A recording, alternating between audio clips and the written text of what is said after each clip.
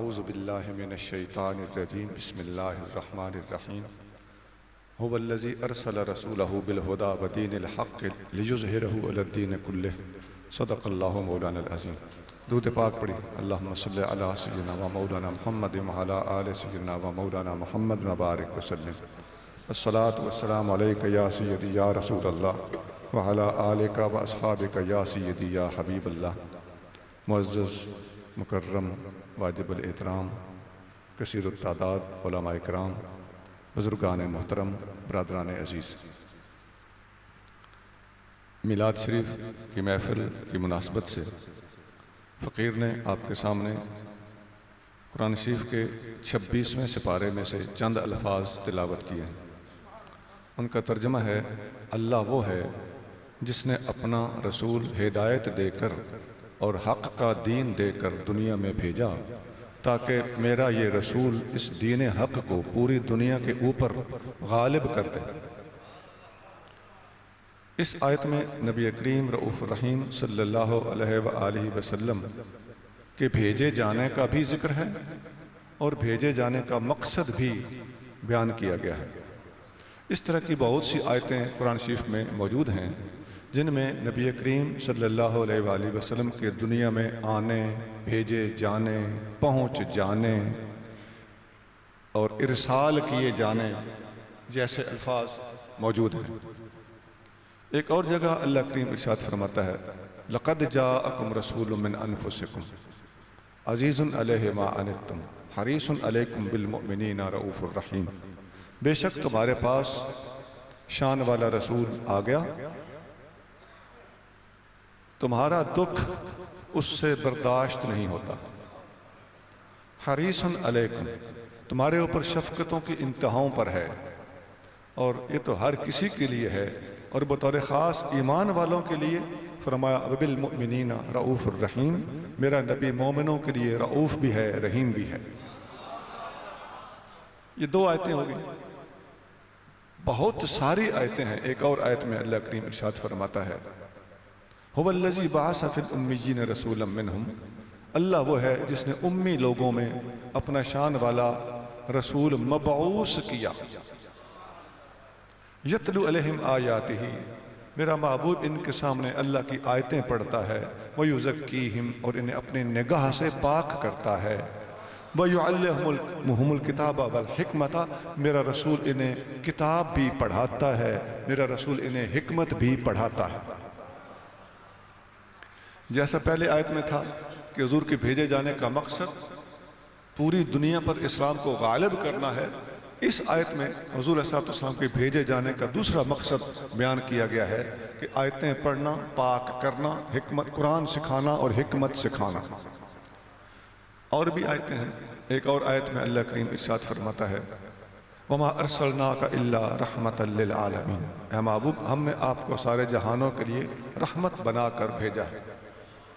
ایک اور جگہ پہ اللہ تعالیٰ ارشاد فرماتا ہے، حضرت عیسیٰ علیہ السلام پیشنگوئی کرتے ہیں، اور وہ 28ویں سپارے میں حکایتاً اللہ تعالیٰ نے عیسیٰ علیہ السلام کے الفاظ بیان فرمائے ہیں کہ وَمُبَشِّرًا بِرَسُولٍ يَأْتِي مِن بَعْدِهِ اسْمُهُ أَحْمَدُ، حضرت عیسیٰ علیہ السلام لوگوں کو بتاتے رہے، اے لوگوں میں اپنے بعد ایک رسول کے آنے کی تمہیں خوشخبری دیتا ہوں جس کا نام احمد ہوگا۔ اب قرآن پڑھتے پڑھاتے وقت، حدیث سناتے وقت، بیان کرتے وقت بہت سے سائیڈ ایفیکٹ بھی سامنے آتے ہیں جن کو ہم نے کلیئر کرنا ہوتا ہے۔ بیچ میں مرزا قادیانی کود پڑا، کہنے لگا یہ احمد تو میں ہوں۔ نبی کریم صلی اللہ علیہ وآلہ وسلم نے اس بات کو پہلے سے کلیئر کر دیا تھا۔ صحیح بخاری اور صحیح مسلم میں حدیث موجود ہے، حبیب کریم صلی اللہ علیہ وآلہ وسلم نے فرمایا: انا محمد و انا احمد، محمد بھی میں ہوں اور احمد بھی میں ہوں۔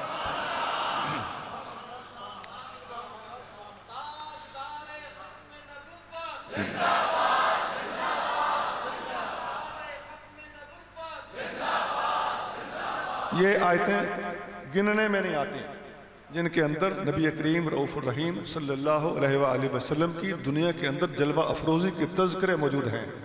ایک اور جگہ پر ارشاد فرمایا: لَقَدْ مَنَّ اللَّهُ عَلَى الْمُؤْمِنِينَ، بے شک اللہ نے مومنوں پر احسان کیا ہے، اِذْ بَعَثَ فِيهِمْ رَسُولًا، جب ان میں اپنا شان والا رسول بھیجا ہے۔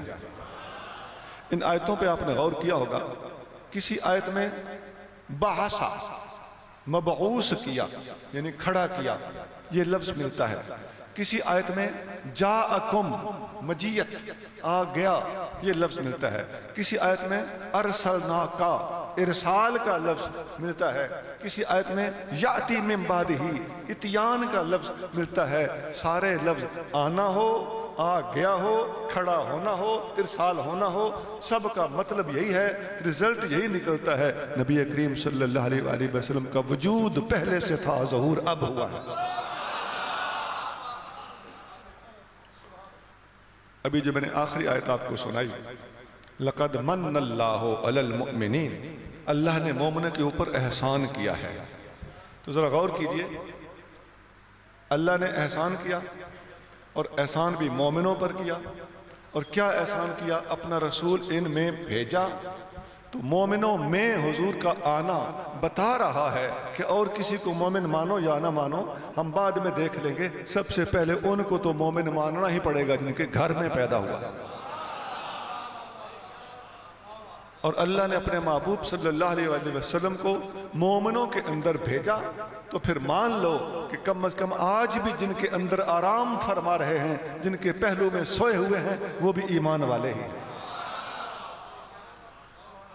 ایک حدیث میں آتا ہے، مسلم، نسائی، مسند احمد، 3 کتابوں میں یہ حدیث موجود ہے۔ ایک دفعہ نبی کریم رؤوف الرحیم صلی اللہ علیہ وآلہ وسلم صحابہ اکرام میں مسجد نبی کے اندر تشریف لائے، آگے صحابہ بیٹھے تھے، نبی پاک علیہ السلام نے ان سے پوچھا ما اجلسکم، یہ حدیث لمبی ہے، میں مختصر سے الفاظ اس وقت جو مقصودی بات ہے وہ بتانے کے لیے عرض کرنے لگا۔ آپ کریم صلی اللہ علیہ وآلہ وسلم نے پوچھا کیوں بیٹھے ہو؟ اس سے پتہ چلتا ہے کہ یہ نماز کا ٹائم نہیں تھا، نماز کا ٹائم ہوتا تو یہ سوال نہیں بنتا تھا۔ صحابہ نے عرض کیا جلسنا نذکر ربنا ونحمدہ علی ما ہدانا للاسلام ومن علینا بک، یا رسول اللہ ہم اس لیے بیٹھے ہیں کہ ہم اللہ کا ذکر کریں اور اللہ کا شکر کریں، ذکر اور حمد دونوں کرنے کے لیے ہم بیٹھے ہیں، اس وجہ سے علی ما ہدانا للاسلام، کیونکہ اللہ نے ہمیں اسلام کو قبول کرنے کی ہدایت دی، ومن علینا بکا، اور اے محبوب آپ کو بھیج کر آپ کے ذریعے سے اللہ نے ہمارے اوپر احسان کیا۔ آیت جو میں نے آخر میں پڑھی تھی لقد من اللہ، اللہ نے مومنوں پر اپنا نبی بھیج کر احسان کیا۔ اب یہ حدیث کہہ رہی ہے کہ صحابہ اکرام اس احسان کا شکرانہ ادا کرنے کے لیے مسجد نبی میں سارے مل کر بیٹھے ہوئے تھے، 1 2 3 بندے نہیں، صحابہ کی ایک جماعیت تھی جو بیٹھ کر اللہ کا شکر ادا کر رہی تھی، اللہ کا ذکر کر رہی تھی، بوجہ اس کے کہ اللہ نے اپنے محبوب کو ان کے اندر بھیج کر ان پر احسان فرمایا ہے۔ چلیے اس حدیث سے ثابت ہوا کہ نبی پاک علیہ السلام کی جلوہ افروزی پر شکرانہ ادا کرنے کے لیے مسلمانوں کا آپس میں مل کے بیٹھنا سنت صحابہ کرام ہے، اور نبی کریم صلی اللہ علیہ وآلہ وسلم نے اس پر اعتراض نہیں کیا، اس پر منع نہیں فرمایا، بلکہ حضور علیہ السلام نے الٹا پوچھا کیا تم اللہ کی قسم اٹھا کے کہتے ہو کہ اسی کام سے بیٹھے ہو؟ سب نے قسم اٹھا کے عرض کیا ہم اسی کام سے بیٹھے ہیں۔ نبی پاک علیہ السلام نے فرمایا میں نے یہ قسم اس لیے نہیں اٹھوائی کہ تم لوگوں نے کوئی جھوٹ بولا ہوگا، میں نے یہ قسم اس لیے اٹھوائی ہے کہ میرے پاس اللہ نے جبریل کو بھیجا ہے، اور جبریل نے مجھے آ کے بتایا ہے کہ اللہ تعالیٰ فرما رہا ہے کہ آپ کے صحابی مسلمان ہونے کے شکر میں، آپ کے دنیا کے آنے کے شکر میں بیٹھ کر میرا ذکر کر رہے ہیں، میری حمد کر رہے ہیں، ان کے اس بیٹھنے پر اللہ تعالیٰ فرشتوں کے اندر فخر فرما رہا ہے۔ اچھا ثابت ہو گیا کہ حضور کی تشریف آوری پر مل بیٹھنا ہی محفل ہوتا ہے، احتفال ہوتا ہے، مجلس ہوتا ہے، ثابت ہو گیا۔ ایک بات ہم نے بھی ذرا غور سے سننی ہے جس کے اندر ہماری اپنی بھی اصلاح ہے۔ اس محفل میں صحابہ کر کیا رہے تھے؟ نذکر ربنا، ہم اللہ کا ذکر کر رہے ہیں، وَنَحْمَدُهُ، اور ہم اللہ کی حمد کر رہے ہیں۔ کیا ہماری محفلوں میں بھی، محفل میلاد میں اللہ کا ذکر ہوتا ہے؟ ہماری محفل میلاد میں الحمدللہ کی تسبیحاں ہوتی ہیں؟ ہماری محفل میلاد میں لا الہ الا اللہ کی تسبیح نکالی جاتی ہے؟ ہماری محفل میلاد میں سبحان اللہ و بحمدہ پڑھا جاتا ہے؟ میرے بھائیوں، جہاں اس حدیث سے محفل میلاد کا انعقاد ثابت ہو رہا ہے، وہاں اسی حدیث سے یہ بھی ثابت ہو رہا ہے کہ اس محفل میں بیٹھ کر کم از کم اللہ کا ذکر تھوڑی دیر ضرور کر لیا کرو۔ یہ صرف نعرے لگا لینے سے، اللہ مکمل کر کے کارروائی پوری کر دینے سے کام نہیں بنے گا کہ یہ ہم نے شروع میں تلاوت جو کی تھی، وضو جو کیا تھا، نماز جو پڑھی تھی، نہیں، جلسنا نذکر ربنا، بیٹھ کے ہم اللہ کا ذکر کر رہے ہیں۔ نماز کھڑے ہو کے پڑھی جاتی ہے، وہ مجلس میں بیٹھنے کا سبب اور مجلس میں بیٹھ کے اندر کیا جانے والا عمل وہ یہ بتا رہے ہیں کہ ہم بیٹھ کے اللہ اللہ اللہ اللہ پڑھ رہے ہیں۔ اس بات کو برائے مہربانی ضرور نوٹ کیجئے اور اپنی محفلوں کے اندر انقلاب برپا کیجئے، تاکہ ہمارے اوپر جو ہمارے اندر جو کمزوریاں اور کمیاں ہیں، ہم اپنی کمزوریاں خود ٹھیک کریں۔ کوئی مخالف ہماری اصلاح کرے گا، ڈانٹ ڈپٹ کے کرے گا، تانے مینے سے کرے گا، لڑائی جھگڑے سے کرے گا، تحریریں کر کے کرے گا، ہمارے خلاف خطابات کرے گا، لیکن اپنا بھائی، اپنا عزیز، اپنا دوست، اپنا ماما چاچا کرے گا تو بڑے پیار سے کرے گا۔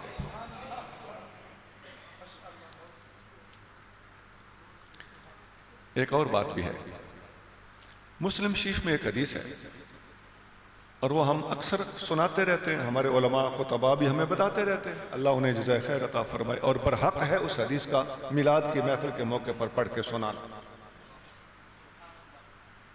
مسلم شریف میں حدیث ہے کہ نبی کریم رؤوف الرحیم صلی اللہ علیہ وآلہ وسلم سے سوال کیا گیا سوموار کے دن کے روزے کے بارے میں، تو آقا نے فرمایا فیہ ولدت وفیہ انزل علیہ، سوموار کا روزہ میں اس لیے رکھتا ہوں کہ اس دن میرا میلاد ہوا تھا، میں پیدا ہوا تھا، اور اسی دن مجھ پر پہلی وحی نازل ہوئی تھی۔ یہاں سے بھی پتہ چل گیا کہ ہم تو سال میں ایک بار میلاد منائیں تو اعتراض ہوتے ہیں، حضور علیہ السلام نے سال میں نہیں، 6 مہینے میں نہیں، ہر مہینے میں نہیں، ہر ہفتے اپنا میلاد منایا۔ میلاد منانے کا جواز تو اس حدیث سے ثابت ہو گیا، لیکن پہلے والی حدیث کی طرح میرے بھائیوں، میرے عزیزوں، میرے بزرگوں، میرے بیٹوں، ایمانداری سے بتاؤ، اللہ کا گھر بھرا ہوا ہے، اللہ کو آپ نے جان دینی ہے، یہاں جھوٹ کوئی نہ بولے۔ ہم میں سے کتنے ہیں جو ہر سوموار کو روزہ رکھتے ہیں؟ ایک بندہ ہاتھ کھڑا کرے، کوئی بھی نہیں۔ میں کیا سمجھوں؟ میرے بھائیوں، جہاں ہم میلاد منانے والوں کو اس حدیث کے ذریعے سے میلاد کا جواز فراہم کر رہے ہیں اور برحق ہیں ہم، وہاں پر ہماری بھی یہ بھی ڈیوٹی بنتی ہے، ہم اپنے بھائیوں کو اس بات کی ترغیب دیں کہ اس دن کا روزہ رکھنا مستحب ہے، ہر سوموار کو روزہ رکھا کرو۔ نبی پاک علیہ السلام کے میلاد منانے کا یہ بھی ایک بہترین طریقہ ہے، کیونکہ خود نص سے یہی تو ثابت ہے۔ جس دلیل سے ہم استدلال کرتے ہیں، ہم نے استدلالی چیز کو تو پکڑا ہوا ہے، لیکن بنیادی دلیل کو ہم نے از خود فراموش کیا ہوا ہو، بڑے افسوس کی بات ہے۔ آج سے تقریباً 3-4 ہفتے پہلے میں مدینہ منورہ میں حاضر تھا، وہاں پر سوموار کا دن تھا، عصر کے بعد دسترخوان بچھنا شروع ہو گیا مسجد نبی شریف کے اندر۔ مجھے پتہ نہیں تھا کہ یہ کیا، میں پہلی بار رمضان شریف کے علاوہ گیا تھا، پہلے میں 2 دفعہ حاضر ہو چکا ہوں، دونوں دفعہ رمضان شریف ہوتا تھا۔ اس دفعہ چونکہ غیر رمضان میں حاضری ہوئی تھی تو میں نے وہ چیز دیکھی، میں نے اپنے ساتھیوں سے پوچھا دسترخوان کیوں بچھ رہا ہے؟ انہوں نے کہا جی عصر ہو چکی ہے، مغرب سے پہلے پہلے یہاں بہت کچھ لگ جائے گا، آج سوموار ہے، یہاں لوگ روزہ رکھتے ہیں۔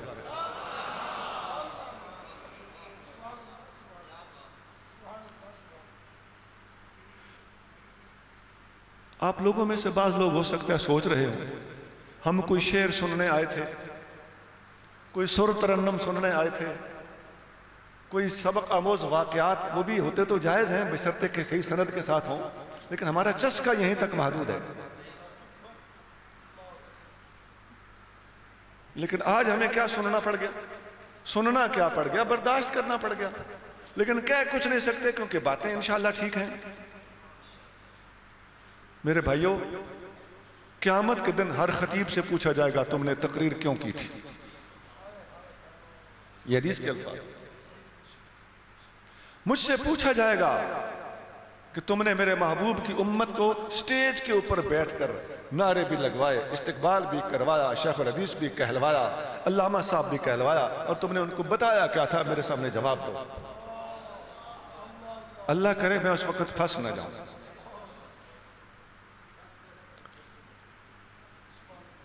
ایسے ہی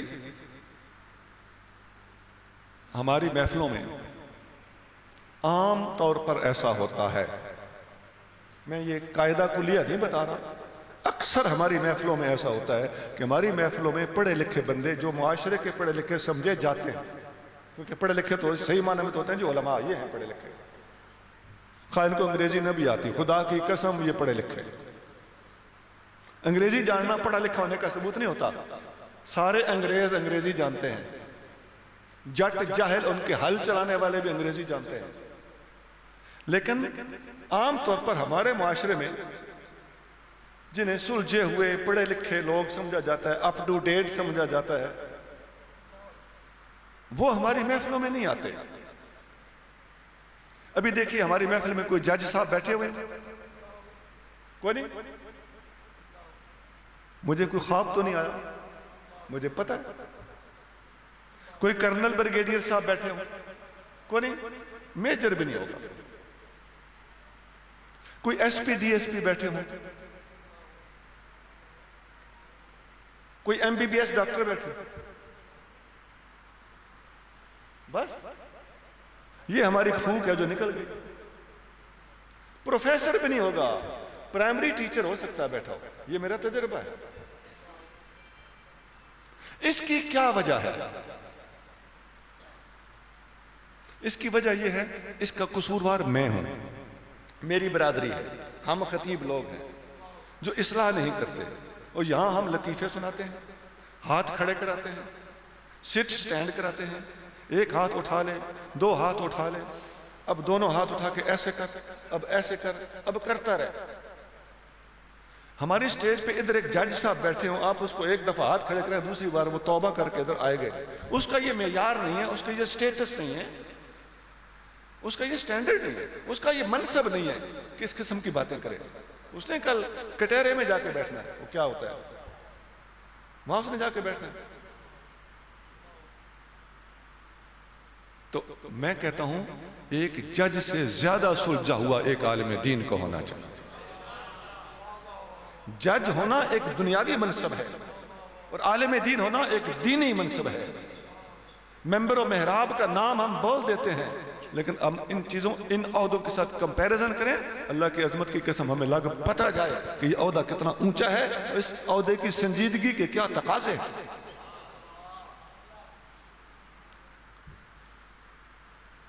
ہم اگر اپنی عوام کو قرآن و سنت کی روشنی میں مضبوط دلائل فراہم کرنے کے عادی ہوں، آپ کی اس مسجد تو کیا گلی میں بھی لوگوں کو کھڑا ہونے کی جگہ نہ ملے، اتنا زیادہ رش ہوگا۔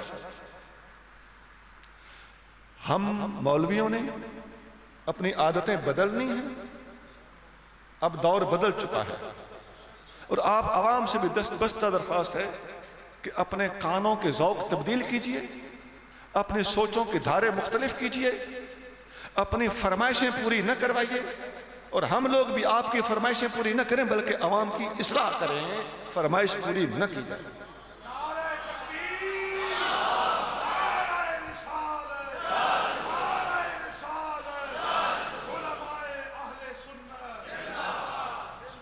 اور یہ بھی میں بتا دوں، جن لوگوں کو ہم سے شکوہ ہے کہ یہ صرف اور صرف شعر و شاعری کرتے ہیں، سن لیں الحمدللہ اہل سنت کے اندر اللہ تعالیٰ نے ایسے بندے کھڑے کیے ہوئے ہیں جو اپنی عوام کی اصلاح کرنے کا خود جذبہ اور غیرت رکھتے ہیں۔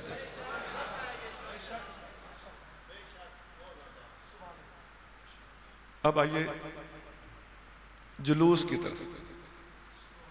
نبی کریم صلی اللہ علیہ وآلہ وسلم کے میلاد کی خوشی میں مسلمانوں کا باہر نکل کے مظاہرہ کرنا، خوشی کا اظہار کرنا اچھی بات ہے، اس میں کوئی شک نہیں۔ فقیر نے میلاد شریف اور جلوس کے جواز پر ایک پوری کتاب لکھی ہے، جواز الاحتفال بمیلاد صاحب الجمال۔ جائز تو ہو گیا، میں نے پوری کتاب بھی لکھی ہوئی ہے، خود اسی محفل میں آیا بیٹھا ہوں، لیکن وہاں بھی ہم کچھ کمزوریوں کا مظاہرہ کرتے ہیں، ان کی اصلاح بھی ضروری ہے۔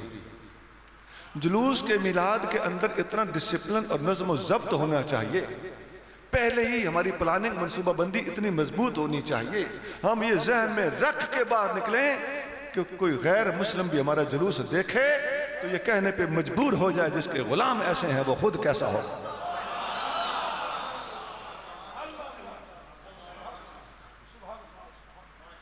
کلمہ پڑھنے پہ مجبور ہو جائے۔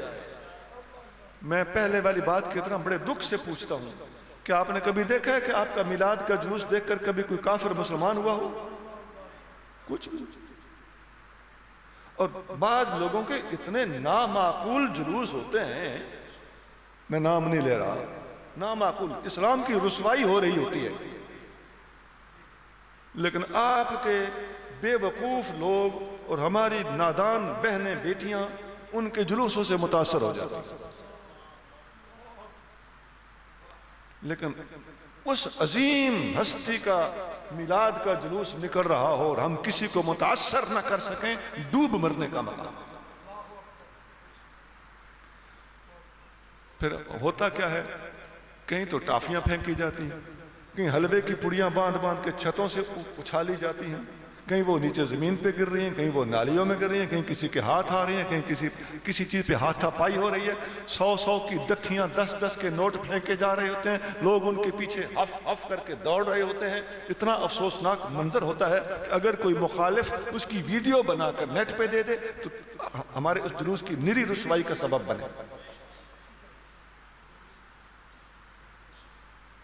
برائے مہربانی آئندہ جب بھی جلوس ہو پہلے میٹنگ کریں، اپنی عوام کو اپنے ہاتھ میں لیں۔ ہمارے ہاں ہو یہ رہا ہے کہ ہماری عوام ہمیں لیڈ کر رہی ہے، ہمارے علماء ان سے عزت بچاتے ہوئے پیچھے رہتے ہیں۔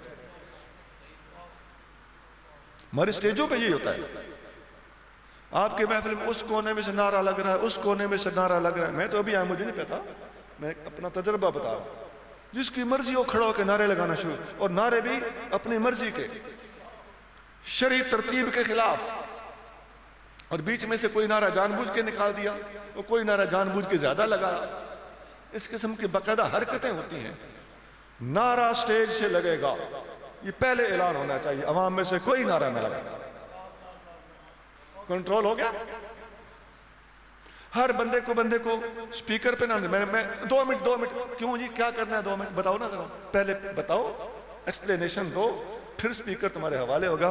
ہم خود سٹیج سے جاتے ہیں، پھول لگاتے ہیں، میزیں رکھتے ہیں، صوفے رکھتے ہیں، سپیکر رکھتے ہیں، جھنڈیاں لگاتے ہیں، محفل سجاتے ہیں، دعوتیں دیتے ہیں، اشتہار، بینر، اشتہاریاں، ہینڈ بل، پینافلیکس چھاپ چھوپ کے سارا کام خراب اس وقت ہو جاتا ہے، ساری محنت خود کر کے لاؤڈ سپیکر کا کوئی پتہ نہیں کس کے حوالے کر دیا۔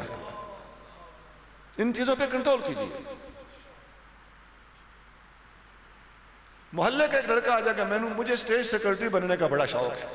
اسٹیج سیکرٹری کے لیے میرے بھائیوں یاد رکھ لو، میں پوری ذمہ داری سے کہہ رہا ہوں، جس نے تقریر کرنی ہے اس سے بڑا عالم اسٹیج سیکرٹری کو ہونا چاہیے۔ یہ نہیں جس نے 2 4 5 20 شعر آتے ہیں وہ اسٹیج سیکرٹری بن جائے گا، شعر بھی اوٹ پٹانگ، تیرے نام سے ابتدا کر رہا ہوں، وہ مر جائیں، بسم اللہ الرحمن الرحیم پڑھ، بسم اللہ بھی شعروں میں۔ اچھا، میں نے جو کہا کہ اسٹیج سیکرٹری کا خطیب سے بڑا عالم ہونا یہ مناسب ہے یا ضروری ہے، اس کی وجہ یہ ہے کہ خطیب نے 1 تقریر کرنی ہے اور اسٹیج سیکرٹری نے 15 تقریریں کرنی ہوتی ہیں، مثلا 10 تقریریں، 5 تقریریں، ہر بیان، ہر نعت، ہر تلاوت کے بعد اس نے کچھ نہ کچھ بولنا ہے، تو اتنا اوٹ پٹانگیا ہوگا تو وہ تو بیڑا غرق کرے گا۔ بڑا ذمہ دار آدمی ہونا چاہیے۔ ان لوگوں سے معافی مانگیں اور فقیر کی یہ درخواست مان لیں، ان کی اپنی مہربانی ہے۔ اس طرح غیر ذمہ دار ہاتھوں میں سٹیج کو نہیں جانا چاہیے۔ نبی کریم صلی اللہ علیہ وآلہ وسلم فرماتے ہیں، صحیح بخاری میں ارشاد گرامی موجود ہے، اذا وسد الامر الى غیر اہلہ فانتظر الساعة، جب معاملات نااہلوں کے ہاتھ میں ہوں تو قیامت کا انتظار کرنا۔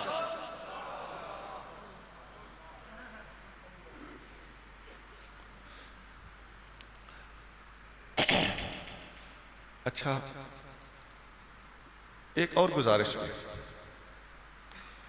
میلاد شریف کی محفل یہ اہل سنت کا حق ہے، لیکن یہ بات بھی قابل غور ہے کہ میلاد اگر ہمارا ہے تو خدا کی عظمت کی قسم سیرت مصطفیٰ بھی ہماری ہے صلی اللہ علیہ وسلم۔ یہ نہیں کہ میلاد ہمارا ہے اور سیرت کسی اور کی ہے، سیرت دوسروں کے کھاتے میں ہم نے ڈال دی ہے، نہیں، دونوں کام ہم نے کرنے ہیں۔ میلاد سے، میلاد منانے سے نبی پاک صلی اللہ علیہ وسلم کی محبت دلوں میں ابھرتی ہے، اور سیرت کو پڑھنے پڑھانے سے کردار بلڈ ہوتا ہے۔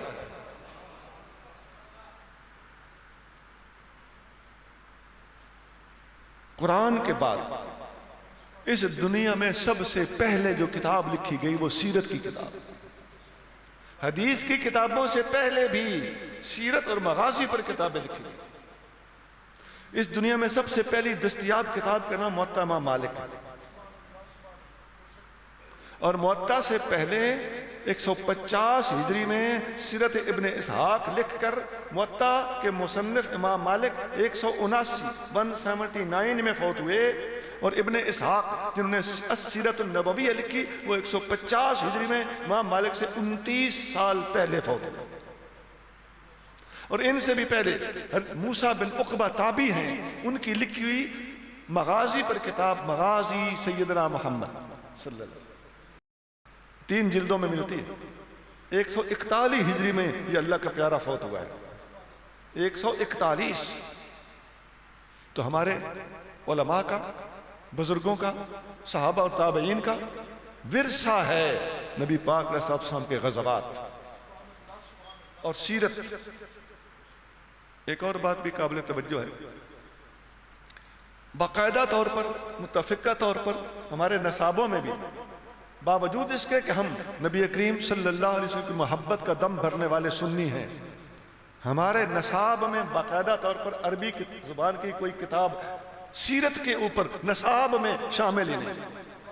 ادھر ہم صوفی بھی کہلاتے ہیں، تصوف پر بھی کوئی کتاب نصاب میں باقاعدہ طور پر شامل نہیں ہے۔ کوئی کسی آستانے پر کسی مدرسے میں ذاتی طور پر کوئی بزرگ پڑھاتے ہوں تو پڑھاتے ہوں، ایک الگ بات ہے، اس کے میرے پاس تھوڑی بہت رپورٹیں موجود ہیں، لیکن باقاعدہ نصاب کے اندر ریکمینڈڈ کتاب نہ کوئی سیرت پر ہے نہ کوئی تصوف پر ہے۔ اگر یہ کمی نہ ہوتی، اگر ہم نے یہ پڑھا پڑھایا ہوتا تو لوگوں کو پتہ ہوتا کہ سیرت مصطفیٰ صلی اللہ علیہ وآلہ وسلم کے اندر آقا علیہ السلام کی اعلان نبوت سے پہلے کیا شانیں تھیں، کون کون آپ پر اس وقت بھی سلام بھیجتا تھا، اور نبی پاک علیہ السلام نے کیسے فرمایا کہ کنت نبیا وآدم بین الروح والجسد، میں اس وقت بھی نبی تھا جب آدم روح اور جسم کے درمیان تھے۔ آقا صلی اللہ علیہ وآلہ وسلم کی ولادت باسعادت کیسے ہوئی، آقا علیہ السلام نے 40 سال تک کیسے وقت گزارا، آقا علیہ السلام نے اعلان نبوت کیسے کیا، مکی زندگی مبارک کیا تھی اور مدنی زندگی مبارک کیا تھی، اور غزوات کیسے ہوئے، اور وصال پر ملال کیسے ہوا، آپ کے معجزات کیا تھے، کس کس جنگ میں کس کس صحابی نے کون کون سے بہادری کے جوہر دکھائے تھے۔ یہ آج ہمیں پتہ ہوتا تو ہمیں ہر صحابی نبی کے نعرے ابھی لگ رہے تھے، یہ نعرے لگانے کی ضرورت نہ ہوتی، بندے بندے کو اور بچے بچے کو پتہ ہوتا کہ ہر صحابی نبی واقعی جنتی ہے، انہی کا تو کمایا ہوا ہے، آج ہم کھا رہے ہیں اور آج ہم کلمہ پڑھ رہے ہیں۔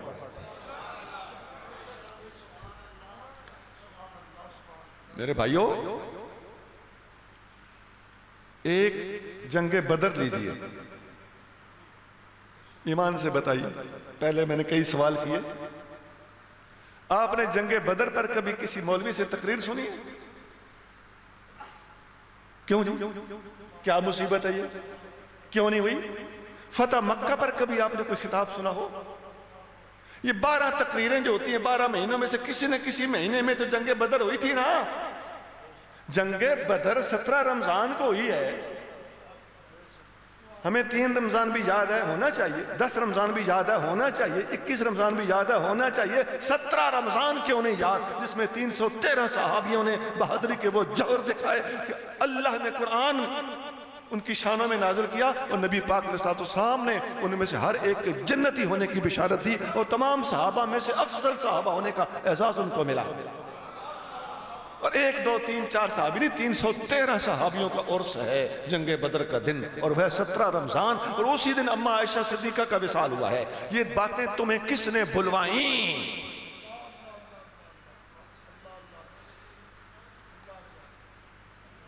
عزیزان گرامی, بات سمجھانا مقصد ہوتا ہے, لیکن کبھی کبھی بلند آواز سے بول لینا, کبھی آہستہ بولنا نبی کریم صلی اللہ علیہ وآلہ وسلم کی سنت سے ثابت ہے.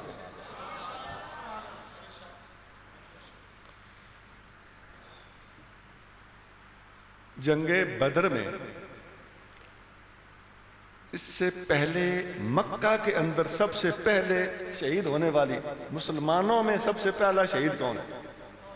ایک عورت, حضرت سیدہ سمیہ رضی اللہ تعالیٰ عنہ, ابو جہل کے ہاتھوں شہید ہوئی. ان کا نام جلی لفظوں میں لکھا جانا چاہیے کہ نہیں؟ کیوں؟ امت مسلمہ کی پہلی شہید, وہ بھی مرد نہیں ایک خاتون. اس کی عظمت کو سلام کر, تب تو با وفا کہلائے گا. سب سے پہلے تیر کس نے چلایا؟ اس امت کا سب سے پہلا تیر انداز حضرت سعد بن ابی وقاص. سب سے پہلے نیزہ کس نے چلایا؟ سب سے پہلا نیزہ انداز حضرت زبیر بن عوام. نبی کریم صلی اللہ علیہ وآلہ وسلم نے کس صحابی سے فرمایا فدا کا ابی و امی, میرے ماں باپ تجھ پر فدا. بخاری اور مسلم میں سیدنا علی المرتضیٰ رضی اللہ عنہ کا فرمان ہے کہ میں نے حضور علیہ السلام کو سعد بن ابی وقاص کے بارے میں کہتے ہوئے سنا, تجھ پر میرے ماں اور باپ قربان ہو. میں نے اور کسی کے حق میں حضور کا یہ فرمان نہیں سنا. آپ نے سنا نہیں تھا؟ میں یہ بات کر رہا ہوں. اچھا اور سنیے, جنگ بدر جب ہوئی تو سب سے پہلے 3 انصاریوں کو نبی کریم صلی اللہ علیہ وسلم نے میدان میں اتارا. مکہ والوں نے کہا نہیں, ہمیں ہاشمی چاہیے, آپ کے خاندان کے بندے چاہیے. حضور علیہ السلام نے فرمایا اپنے چچا امیر حمزہ رضی اللہ تعالیٰ عنہ, دوسرے نمبر پر سیدنا علی المرتضیٰ رضی اللہ تعالیٰ عنہ کو, تیسرے نمبر پر عبید اللہ بن حارث رضی اللہ تعالیٰ عنہ. عبید اللہ بن حارث بھی حضور کے چچا کے بیٹے ہیں. حارث حضور کے چچا کا نام ہے. ایک چچا, 2 چچا زاد بھائی, 3 کا نام لے کے حضور نے ان کو میدان میں اتارا. ہاں جی, جن 3 انصاریوں کو پہلے بھیجا تھا ان کی شان بھی جدا گانا ہے کہ نہیں؟ وہ تو کافروں کے تعصب تھا کہ انہوں نے ان کو قبول نہیں کیا, اور جن کو ان کے بعد اتارا تھا امیر حمزہ, علی المرتضیٰ, عبید اللہ بن حارث, ان کی بھی جدا گانا ٹھاٹھ ہے کہ نہیں؟ اچھا, پھر جب جنگ بدر ہوئی, اس جنگ کے دوران ایک کافر لوہے کا لباس پہن کر, یہ صحیح بخاری میں لوہے کا لباس پہن کر میدان میں آیا. حضرت زبیر بن عوام رضی اللہ تعالیٰ عنہ آگے بڑھے, اس کو چاک کے مارا, لوہے سمیت زمین پہ گپ دیا, اور اس کی آنکھیں کھلی تھی. آنکھوں پر تو لوہا لگا نہیں سکتا تھا نا, باقی سارے جسم پر لوہے کا لباس تھا. آپ نے دیکھ کے نیزہ اس کی آنکھوں کے اندر مارا, بندہ ادھر ہی مر گیا. نبی پاک علیہ السلام نے فرمایا زبیر یہ نیزہ مجھے دے دو.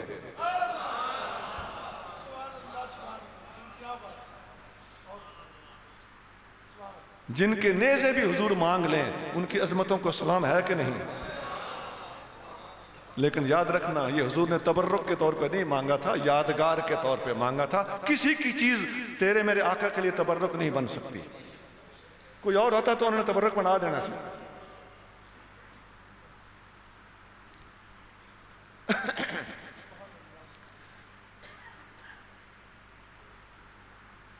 جنگوں میں مختلف صحابہ نے بہادریوں کے جوہر دکھائے.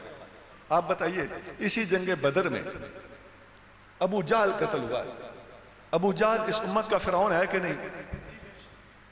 حدیث میں بھی آتا ہے. حضور کریم صلی اللہ علیہ وآلہ وسلم کا سب سے بڑا دشمن ابو جہل ہے، اس میں کسی کو کوئی شک نہیں ہے.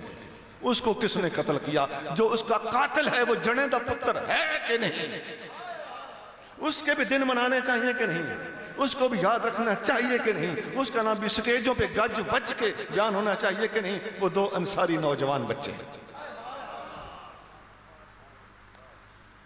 لوگوں، ہم نے اپنے محسنوں کو بھلا دیا، سیرت مصطفیٰ کو بیان نہ کر کے اور ہم سے نہ کروانے کے لیے بڑے بڑے ہیلے کیے گئے کہ کہیں یہ باتیں نہ چھڑ جائیں.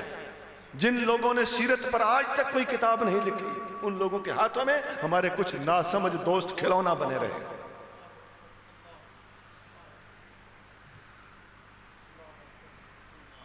ان کے 12-14 کی کتابیں ملتی ہیں، سیرت مصطفیٰ کے اوپر اس طرح کی توجہ دینا ان کو نصیب ہی نہیں ہے، وہ دے بھی نہیں سکتے. سچی باتیں پھر کرنی پڑتی ہیں.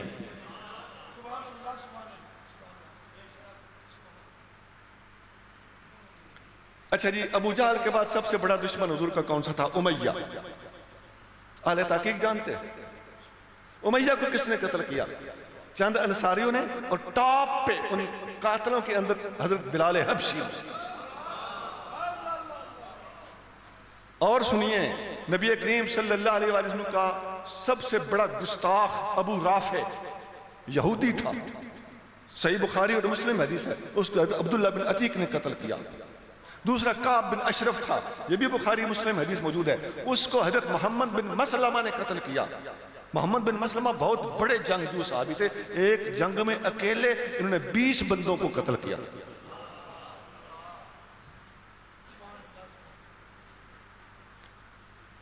میں اختصار سے کام لے رہا ہوں، تھوڑی سی جھلک دی. ایک جنگ بدر کی، جنگ احد میں جائیں تو آپ کو نظر آ جائے گا کہ وہاں سید الشہداء کون ہے اور اسد اللہ کون ہے. ان کا نام حضرت امیر حمزہ ہے.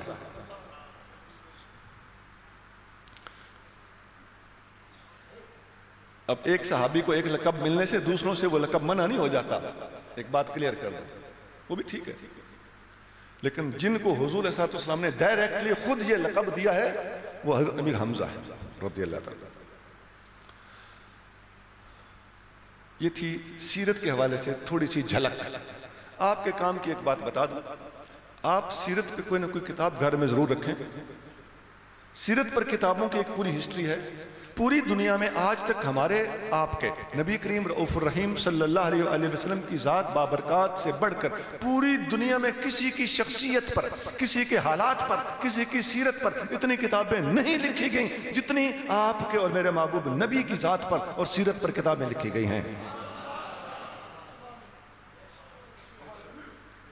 تو صرف اور صرف ہم گن کے سنانے کے لیے رہ گئے ہیں. سیرت پڑھنا ہمارا کام نہیں ہے. اردو کی ایک معروف کتاب ہے، میں آپ کو بتا دیتا ہوں. فقیر نے بھی سیرت پر کئی کتابیں لکھی، ایک عربی میں بھی ہے، احتیاج العالمین الی سیرت سید المرسلین. مختصر نام سید المرسلین. میں نے صرف نصابی غرض سے لکھی، ہمارے ہاں تو پڑھائی بھی جا رہی ہے. آپ کے مطلب کی ایک کتاب حضرت علامہ عبد المصطفیٰ اعظمی صاحب رحمت اللہ علیہ کی لکھی ہوئی سیرت مصطفیٰ صلی اللہ علیہ وسلم. بولیے کیا نام ہے؟ ایک ہی جلد ہے، کوئی زیادہ مہنگی نہیں ہے. یار ہو بھی تو کیا، اس محفل کے لیے آپ کے پاس کوئی بندہ گیا ہوگا تو آپ نے 1000-2000 نکال دیے ہوں گے، تو 500-700 روپیہ اس کتاب پر لگ جائے تو میلاد مصطفیٰ کی خوشی سمجھ کے کتاب خرید لو اور اپنے گھر کی ٹیبل پہ رکھ دو، آیا گیا اس کو پڑھتا رہے. بچے بیوی پڑھتے رہیں، بچیاں پڑھتی رہیں. کبھی کبھی کہو مجھے بھی سناؤ بیٹا، آج مجھے جنگ احد سناؤ، آج مجھے جنگ بدر سناؤ، آج مجھے تبوک سناؤ. تابعین کے زمانے میں مسجدوں کے اندر صحابہ کرام کی جرتوں، بہادریوں اور غزوات کے اوپر درس دیے جاتے تھے اور وہ لوگ کہا کرتے تھے بیٹا یہ ورثہ سنبھال کے رکھنا، یہ تمہارے آباء و اجداد کی میراث ہے.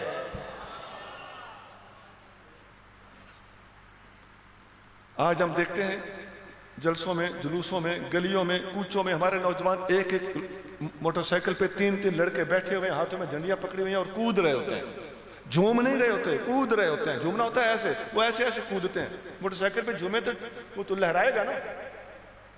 لیکن ان میں سے کسی کو پکڑ کے پوچھو تم نے اپنے محبوب نبی صلی اللہ علیہ وسلم کی سیرت، شان، مقام کے بارے میں کتنی کتابیں پڑھی ہیں، تو مجھے امید ہے کہ کہے گا کہ میں نے کوئی نہیں پڑھی، میرے پاس ہے ہی نہیں.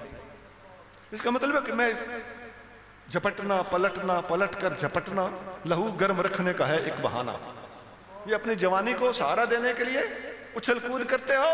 مصطفیٰ کریم صلی اللہ علیہ وسلم سے وفا کا یہ تقاضا ہے کہ آقا کریم صلی اللہ علیہ وسلم کی سیرت پر کتابیں پڑھو. میں دوبارہ دہرا دوں، کتاب کا نام ہے سیرت مصطفیٰ، مصنف کا نام ہے حضرت علامہ عبد المصطفیٰ اعظمی رحمۃ اللہ علیہ، فوت ہو چکے، جنہوں نے یہ جنتی زیور لکھی. اب آگے چلیے. نبی کریم صلی اللہ علیہ وآلہ وسلم کا نام محمد ہے. اس نام کی برابری کوئی نہیں کر سکتا. اول تو یہ نام قرآن میں کئی جگہ آیا ہے. اللہ نے قرآن میں اپنے محبوب سے ہی باتیں کی ہیں، یا آپ کے ذریعے سے آپ کی امت سے باتیں کی ہیں، یا لوگوں تک پیغام پہنچایا ہے. ڈائریکٹلی تو خطاب اور نزول تو حضور پر ہوتا تھا. اللہ اگر حضور کا نام پورے قرآن میں نہ بھی لیتا تو جب تو آپ تم کہہ کے باتیں ہو رہی ہو تو نام لینے کی ضرورت نہیں ہوتی. اس کے باوجود اللہ نے جگہ جگہ اپنے محبوب کا نام استعمال کیا ہے. محمد الرسول اللہ بھی قرآن میں ہے، وما محمد الا رسول بھی قرآن میں ہے، نزل علی محمد بھی قرآن ہے، یاتی من بعد اسمہ احمد بھی قرآن میں ہے. اور رؤوف بھی قرآن میں ہے، رحیم بھی قرآن میں ہے، کریم بھی قرآن میں ہے، مزمل بھی قرآن میں ہے، مدثر بھی قرآن میں ہے. اور محبوب تیری جان کی قسم یہ بھی قرآن میں ہے، اور تیرے شہر کی گلیوں کی قسم یہ بھی قرآن میں ہے. آپ کریم صلی اللہ علیہ وسلم کے اس اسم گرامی محمد کا معنی ہے سب سے زیادہ تعریف کیا گیا، یا بہت زیادہ تعریف کیا گیا. واقعی ایسا ہے. جیسا نام ویسا آپ صلی اللہ علیہ وسلم کا پریکٹیکل مقام. آپ پوری دنیا میں شرق سے لے کر غرب تک صرف صبح کی اذان کو کاؤنٹ کریں، ایک صبح کی اذان ہر وقت دنیا کے کسی نہ کسی کونے میں گونج رہی ہے. ایک اذان، 6 جائے کی اذانیں تو پھر 5 ہیں، اور یہ تو ایک لمبی پٹی ہے سورج کے ساتھ ساتھ جو چل رہی ہے مشرق سے مغرب تک. اور جو شمالن جنوبن پٹی ہے اس کے اوپر کتنی مسجدیں واقع ہیں. اس کا مطلب یہ ہوا کہ ایک ایک سیکنڈ میں بلا مبالغہ ہزاروں مقامات پر نبی پاک صلی اللہ علیہ وسلم کا نام بلند ہو رہا ہوتا ہے. اشہد ان محمد رسول اللہ کی صدائیں بلند ہو رہی ہوتی. یہ ہے ورفعنا لک ذکر کی ایک جھلک. اذان میں حضور، کلمے میں حضور، اور نماز میں حضور، اور مسلمانوں کے ناموں میں حضور. اس وقت پوری دنیا میں ساری دنیا کی مردم شماری کر لیں، پوری دنیا میں سب لوگوں کے نام جمع کرو، محمد نام سب سے زیادہ لوگوں کے ناموں کے اندر پایا جاتا ہے. یا کسی کا نام محمد ہوگا، یا محمد علی ہوگا، یا محمد اشرف ہوگا، یا محمد اکرم ہوگا، یا محمد خان ہوگا. مثال دے رہا ہوں، یہ نام بہت زیادہ استعمال ہو رہا ہے. اس نام کو اللہ نے بلند کیا ہے. وَرَفَعْنَا لَكَ ذِكْرَكَ کے مناظر دیکھنے ہو تو ان باتوں پہ غور کرو. اور یہی میں کہتا ہوں کہ آقا جتنی سیرت کی کتابیں کسی اور کے بارے میں نہیں لکھی گئیں. یہ ہے ذکر کی بلندیاں. ایک بات اور بھی ہے، آپ کریم صلی اللہ علیہ وسلم کا جو اسم محمد ہے یہ اللہ تعالیٰ نے اپنے نام سے نکال کے رکھا ہے. حضرت حسان بن ثابت فرماتے ہیں بشق لہو من اسمہ لیجلہ، اللہ نے اپنے نام محمود سے اپنے محبوب نبی کا نام محمد نکالا ہے. فضل العرش محمود وہذا محمد، عرش والا محمود ہے اور یہ اللہ کے محبوب جو ہیں یہ محمد ہیں. اس نام کی ایک برکت بھی ہے. اس شعر کو، یہ جو حسان بن ثابت کا شعر ہے، بچے کی ولادت کے موقع پر عورت کے کمر سے اگر یہ شعر لکھ کر باندھ دیا جائے بچے کی ولادت بڑی آسانی سے ہو جاتی ہے. یہ مشائخ کا آزمودہ طریقہ ہے. اور ایک محمد نام تمام نبی شان والے ہیں، سب سے اونچی شان محمد صلی اللہ علیہ وسلم۔ تمام نبی اونچی شان والے ہیں، اسی طرح تمام نبیوں کے نام بھی اونچی شان والے ہیں۔ کسی نام کی شان کو گھٹانا مقصود نہیں ہے۔ جس طرح نبیوں کا اپنا مقام اونچا ہے، لیکن جہاں تک موازنے کا تعلق ہے حضور کا مقام سب سے اونچا ہے، بالکل اسی طرح تمام نبیوں کے نام حسین ہیں، لیکن جہاں تک تقابل کا تعلق ہے محمد نام جیسا کسی کا نام نہیں، خواہ وہ نبی ہو یا غیر نبی۔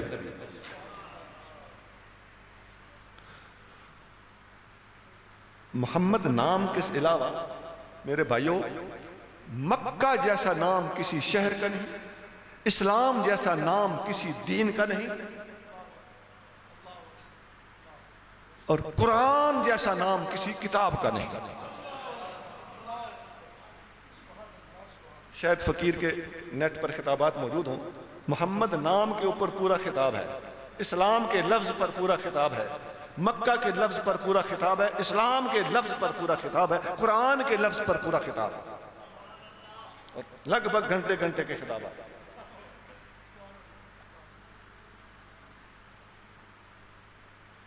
اسی طرح آپ علیہ السلام کے نام کی خوبی کے ساتھ ساتھ آپ کا کام بھی اتنا ہی خوبصورت ہے۔ جو آقا نے کر کے دکھایا پوری دنیا کا ایک ریکارڈ ہے۔ مائیکل ایچ ہارٹ جس نے دی 100 کتاب لکھی ہے، دنیا کی 100 عظیم ہستیاں، سب سے پہلے نمبر پہ تیرے میرے پاک نبی کا نام لکھتا ہے۔ میرے پاس یہ کتاب موجود ہے، امریکہ کی چھپی۔ میرے بھائیوں، نبی کریم صلی اللہ علیہ وسلم نے جو کام عظیم ترین کام کر کے دکھائے، ان میں قرآن دینا، اپنے صحابہ اکرام امت کو دینا، ایک ایک بندہ حضور نے ایسا تیار کیا ہے کہ خدا کی قسم فرمایا ہر ایک ہدایت کا ستارہ ہے، جس کا بھی لڑ پکڑو گے، دامن پکڑو گے، جس کے بھی پیچھے چلو گے، تمہیں ہدایت مل جائے گی۔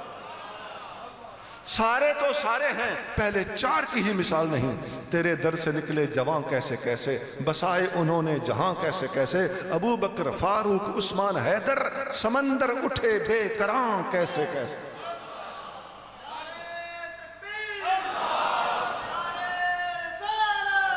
حضور کریم صلی اللہ علیہ وآلہ وسلم کی عظیم کامیابیوں میں قرآن جیسی کتاب آتی ہے، عظیم کامیابیوں میں اتنے گریٹ انسان پیدا کرنا آتا ہے،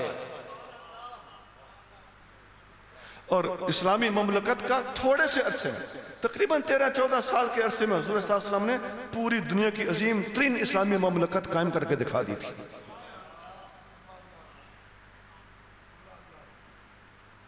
اور آپ صلی اللہ علیہ وآلہ وسلم نے جو تبلیغ کی، جس جس علاقے میں گئے، جس جس شہر میں گئے، وہاں کیا کیا بیتیاں، میرے عزیزوں باقی چھوڑیے، میں اختصار سے کام دے رہا ہوں۔ نبی پاک صلی اللہ علیہ وسلم نے 20 سے زیادہ خط فقیر نے اپنی اس سیرت والی کتاب کے اندر سارے کے سارے متناً با حوالہ نقل کر دیے ہیں، جو خط حضور صلی اللہ علیہ وسلم نے یا بادشاہوں کو لکھے تھے، یا جرنیلوں کو لکھے تھے، یا وڈیروں کو لکھے تھے کہ مسلمان ہو جائے۔ صحیح مسلم میں ایک حدیث ہے، انس بن مالک رضی اللہ تعالیٰ عنہ فرماتے ہیں کہ نبی کریم صلی اللہ علیہ وسلم نے ہرقل کو خط لکھا، قیصر کو لکھا، کسریٰ کو لکھا، نجاشی کو لکھا، منذر کو لکھا۔ منذر بھی مسلمان ہوا، نجاشی بھی مسلمان ہوا، قیصر روم بخاری کے مطابق مسلمان ہو گیا تھا، لیکن اپنے جرنیلوں اور اپنی پبلک کے خوف سے، اپنی حکومت چھن جانے کے ڈر سے پھر پیچھے ہٹ گیا۔ یہ حدیث بخاری میں حدیث نمبر 7 ہے۔ اس حدیث کے اندر بھی وہ خط پورا جو نجاشی جو ہرقل کو حضور نے لکھا تھا، وہ پورا خط موجود ہے۔ بسم اللہ الرحمن الرحیم، من محمد رسول اللہ الى ہرقل عظیم الروم۔ یہ خط محمد رسول اللہ صلی اللہ علیہ وسلم کی طرف سے ہے، اور ہرقل کی طرف ہے جو روم کا بادشاہ ہے۔ سلام علی من اتبع الہدی، سلامتی ہو اس پر جو ہدایت کو قبول کرے۔ اسلم تسلم، مسلمان ہو جا، تجھے سلامتی مل جائے گی۔ آگے لمبا خط ہے، لیکن میں آپ کو بتا رہا ہوں کہ آپ کے اور میرے محبوب نبی صلی اللہ علیہ وآلہ وسلم نے پوری دنیا کے اوپر اپنے اسلام کا جھنڈا بلند کرنے، توحید خداوندی کا پیغام پہنچانے کے لیے کس قدر محنتیں کی ہیں۔ حضور علیہ السلام نے دین کو غالب کر کے دکھایا ہے۔ اس غلبے کو مینٹین رکھنا، جاری و ساری رکھنا، قائم دائم رکھنا اور اس مشن کو نبھاتے رہنا، یا یہ تیری ذمہ داری ہے یا یہ میری ذمہ داری ہے۔ اللہ تعالیٰ تجھے بھی غیرت دے، اللہ تعالیٰ مجھے بھی غیرت دے۔ سبحان ربک رب العزت عما یصفون وسلام علی المرسلین والحمد للہ رب العالمین۔